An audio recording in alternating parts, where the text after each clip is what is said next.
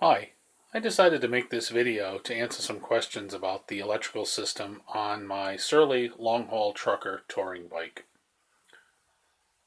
There's been a lot of discussion online, and this has been going on for a year or two, about the best way to keep things charged, and while this is the way I do it, it is by no means the only way or the most definitive way.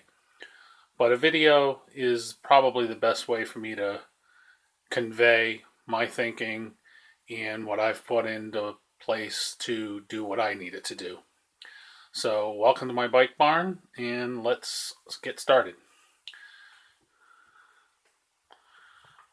The Surly Long Haul Trucker is built with a Sun 28 front hub. You can see in the picture there. And if you look across behind the pannier on the inside of the opposite fork leg, you'll see a quick disconnect. That wire runs up the head tube to this box on top of my stem. This is normally in a closed position. If you open it, you can see the inner workings, and right here at this end is a 1/8 inch, essentially a 1/8 inch headphone jack used to distribute power. One line comes in here, and one line comes out here. The outline runs along the top tube, sneaks its way around the rack, stays out of the way of the pannier clips, and attaches to a 4D top light Senso mounted underneath the rack in the back. Those are the only parts of this system that are permanently attached to the bicycle. So, for devices, what happens is, in this configuration here, when there's nothing plugged in to this box, when this is down, I'm just riding along, there's nothing plugged in there. The power from the hub runs to the tail light automatically. The rear light runs on dyno power all the time. If it senses that it has no power, it switches to its batteries. It has several settings: always on, delay turned off, etc. That's inconsequential for this discussion. The minute you plug something in here, for instance, this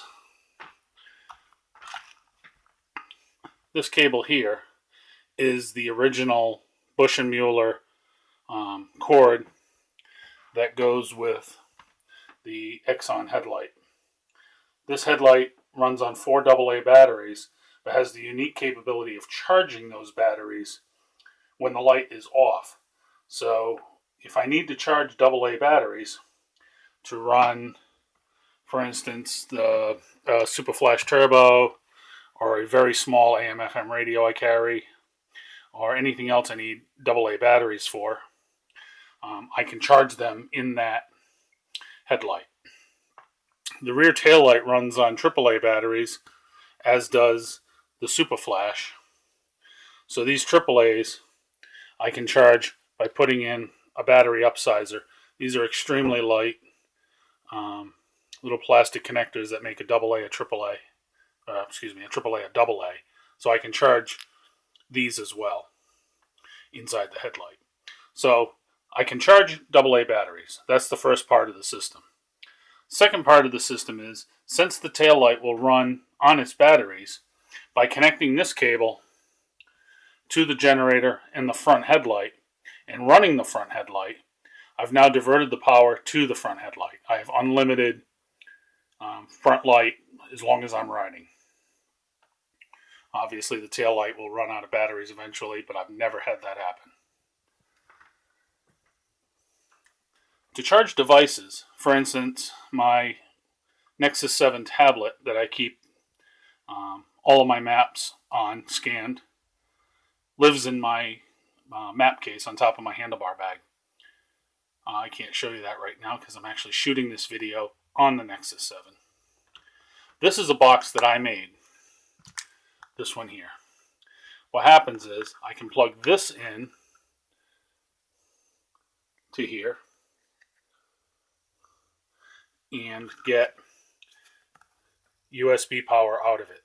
There are pictures of this on my website, bicycle365.com, if you want to see what's in here. Essentially, it's a Minty Boost from Adafruit kit that's made for charging USB devices, and I adapted it to, instead of using batteries to power it, I created a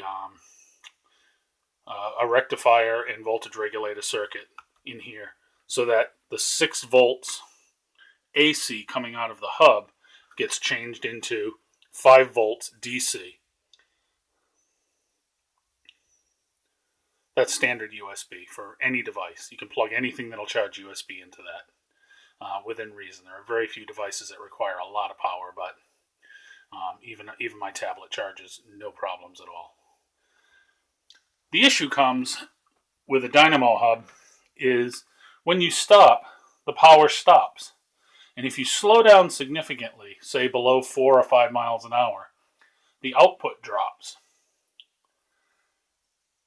The initial output of the hub at the maximum output of the hub, I should say, is about 3 watts at 6 volts AC. That's half an amp. That's what's required for USB. So you're getting maximum power to your USB when the hub is working perfectly. If the hub's not working efficiently, very slow, or stopped, you don't have any power. A lot of devices like the Apple iPhone, iPad, iTouch, all of those, will complain and say you've got an incompatible charger. Some Android devices will just stop charging. You'll see it clicking in and out, charging, not charging, charging, not charging. Folks have mentioned that problem with solar panels. The way around that is, what I do is I plug this unit into the stem and then use a buffer battery. This voltaic is designed to be dropped, and it will let you charge and discharge simultaneously. In other words, I can plug in here from here and charge this battery. I can also take the output of it and run it to my tablet. Now, when the dynamo slows down, and this isn't putting out exactly what it wants, maximum USB power, this takes over and continues just to use its batteries and continues charging my tablet. No problems, no worries, no cutting in and out. That acts as a buffer. A lot of the cheap batteries, you can buy these things. I've got a bunch of these. These are $5, $6, $10 on eBay. And I bought a bunch of them when I was experimenting by taking them apart and cannibalizing them, etc. That style, they're essentially junk for what I'm trying to do. You can't charge and discharge them at the same time, and their capacity is too small to be legitimately useful. This is about 3 times the size of those. This one is a little bit better. This is about twice the size. Actually, this one's about 3 times the size as well, if you figure milliamp hours. This one's made by Eye Contact, a brand I had never heard of. This one works actually very, very, very good. It's rated for just about the same power as this. These two I carry on tour with me. The voltaic lives inside this and just stays on my rack as a backup, and it runs my cellular internet connection. I have a little MiFi hotspot. I can do other stuff in there too. This is the one that lives in the handlebar bag and will buffer to my tablet. I'm not sure how to explain my thinking behind all this, since it's a little convoluted. The idea is that I can always charge AA batteries. I can always redirect the power from the hub to where I want it. And I can essentially have unlimited USB power while I'm riding. These batteries stay pretty well charged all day, and the tablet, as long as I don't leave the screen on constantly, will last all day, plugged into that battery and connected to the USB hub. I can ride all day, and this will get down to about 30 or 40% after 8 hours, 9 hours in the handlebar bag, which is still plenty of power for me to do whatever I want to do at night. That's about it for the system. This is a standard Bush & Mueller ride and charge. You get this unit and the coil cable to connect to the headlight. as an optional pack when you buy the headlight. This setup here is another 30 bucks, I think it was. This box here is equivalent to the eWorks. It's actually more efficient than the eWorks, and it's more efficient than the brand made in Cambridge, Mass. You may have seen advertised. I forget their name. They want 120 something bucks for it. eWorks, I think, was more than that at one point. I'm not sure what's out there right now for commercial stuff. This is made with about $22 worth of parts, and I can build one of these in about 2 hours. Not real hard. I'll send you the parts list. I'll send you the schematic. You can make your own, do what you want with it. The cable on this is very long. I did that intentionally. It says on day rides, long day rides, I may ride with just a trunk bag instead of my handlebar bag. And I wanted to be able to put the USB power and the battery pack back in the trunk instead of up on the handlebar bag. That's the only reason that cable is that long.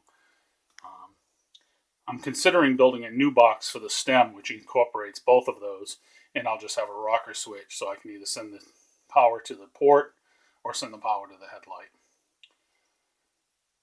Those are the major parts of my system. I'm hoping that clears some stuff up, and I haven't wasted everybody's time, and the video isn't too shaky, and that's about it. Thanks for watching.